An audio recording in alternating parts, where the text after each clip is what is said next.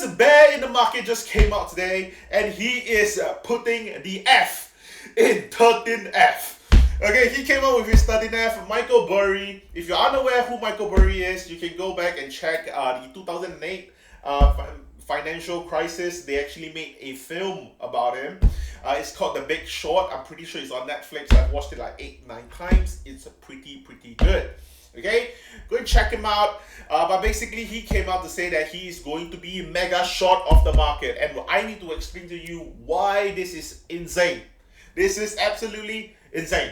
Okay, back in 2008, Michael Burry was a little bit early with his prediction with the swaps, but now he's actually going in with put options. Okay, it's not exactly shorting in the sense where they're just selling shares. Okay, it's a little bit more complicated. It's just basically buying put options. Okay, so why buying put option is a little bit different from just straight up selling shares. Buying put options, usually what happens is that you're actually putting a time to this. Okay, there is a time element into this. Selling shares or selling naked shares, basically, or selling cash covered shares, whatever it is, those are timeless. Effectively, if you want to, you can just hold them forever. Okay, until someone basically forces you to do a purchase to cover your position. But for puts, you're actually being constricted with time, because every single option is going to have a certain expiry date. But according to the 13F that Michael Burry actually released, it doesn't really show us any of the strike prices nor the expiry dates. But personally, I think it's quite safe for us to assume that this current strike price, it's definitely not going to be out of the money. I would assume that him putting aside $1.6 billion into this short, he wouldn't be out of the money. I would assume that he's going to be in the money. Okay, so let's just say he is in the money, okay, for this different puts. Now let's talk about expiry dates. Okay, a lot of people are thinking that there's a good possibility that he might actually be striking them for 2025, maybe January of 2025. Personally, I don't think that should be the case. I think what he is trying to do is most likely going to be like maybe April of 2024 or even at the end of 2023. Why? It's because, for example, if I am Michael Burry, I wouldn't want to be shorting the market right now in 2023 of what, like in August? Shorting the market in August right now when the market is not really at its top just yet. We still think that the market would actually go up a little bit more. Shorting the market right now would kind of be mimicking what happened in 2008, basically being a little bit too early. And for him to be buying 2025 options, we think that it's way too early. It's going to be a little bit too overpriced. You're going to be getting into a lot of, the option fees are not going to be cheap, okay, because you're looking into 1.5 years into the future. Chances are it's going to be really expensive. So chances are what we would be looking at is most likely going to be options slightly in the 2023, maybe early 2024. That's what I think would be the case. So what does this actually mean? It also means that Michael Burry is expecting the market to crash as soon as 2024. That's what Michael Burry is expecting, or at least according to my opinion. Okay, so now we have to talk about what he actually bought puts on. He bought puts in two different shares. The first one is SPY and the second one is QQQ.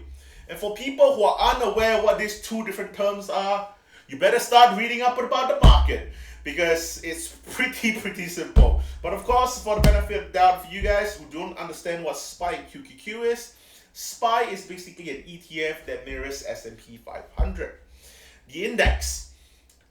QQQ is an ETF that mirrors Nasdaq 100, also an index. When he buy put into these two different ETFs, what this actually means is that he's expecting effectively nationwide or even worldwide recession to hit quite hard.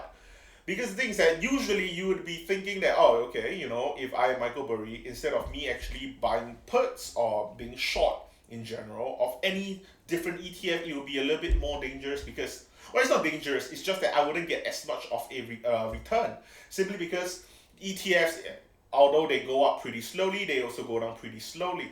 You don't really have that big of a price action movement.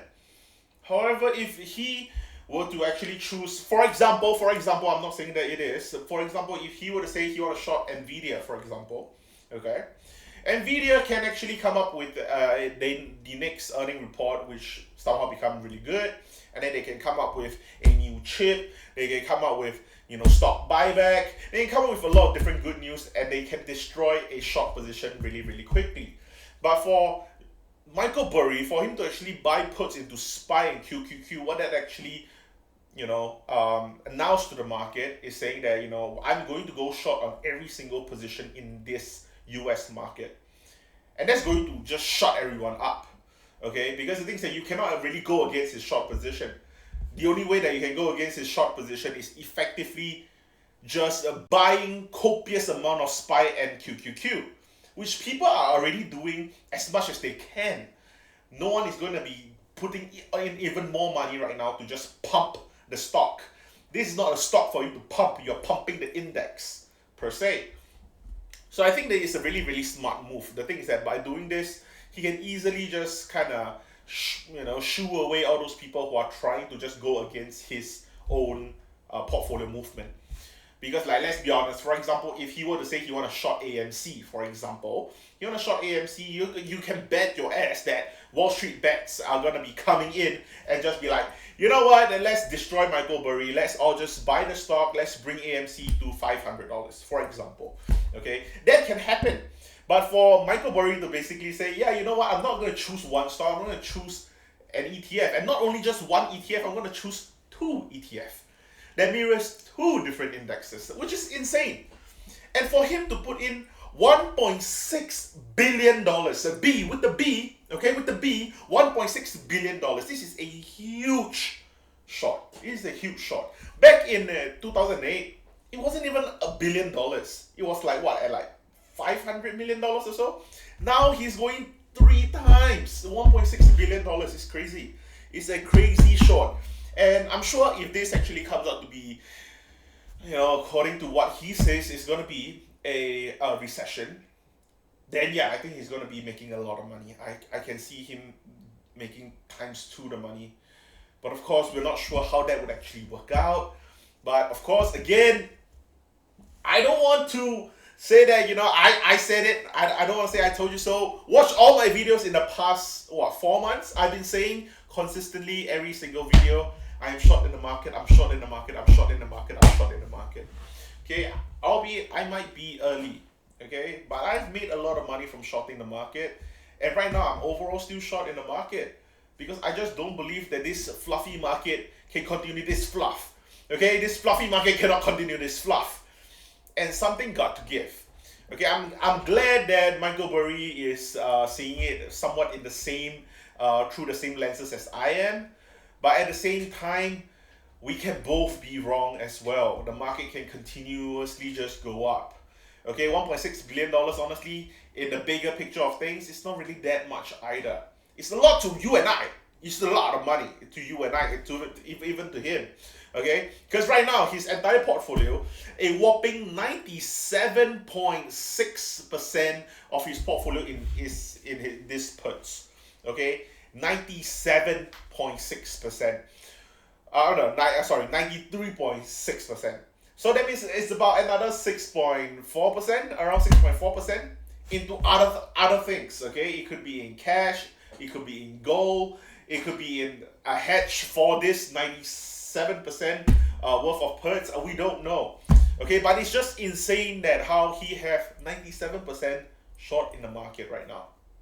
So yeah, you know, it's gonna be quite insane how this actually turns out. I would be looking closely at this, but I think that because Michael Burry is the kind of person that actually shows up on Twitter, or shows up on X, and then immediately gets off from X. He don't really stay inside X and tell us about all his different moves. Sometimes he just comes out, gives a doomsday message, and then he just deactivates his account. So a lot of time we cannot really know what he's thinking about. But of course, you can bet your ass that I will be here every week, twice a week, talking about the market. But anyway, that's all I have for this video. Thank you so much for watching, and I'll see you guys in the next one.